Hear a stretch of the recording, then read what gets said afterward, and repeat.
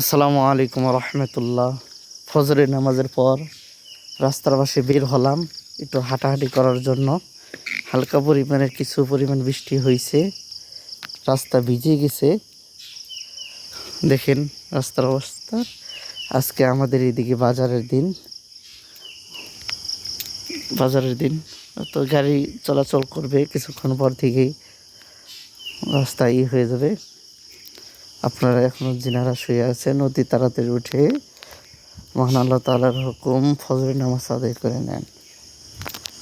যেহেতু আমরা মুসলমান, আল্লাহ তাআলাকে বিশ্বাস করি, আল্লাহ তাআলার প্রতি ভালোবাসার জন্য আমাদের ইমানের দাবিতে আমরা আল্লাহ তাআলার হুকুম মেনে চলব।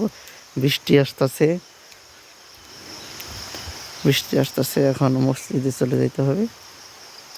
দেখেন রাস্তার অবস্থা, বৃষ্টির শব্দ শুনতেছেন, এই যে বৃষ্টি আসতেছে। আমার জন্য সবাই দোয়া করবেন। আসসালামু আলাইকুম ওয়া রাহমাতুল্লাহি ওয়া বারাকাতুহু।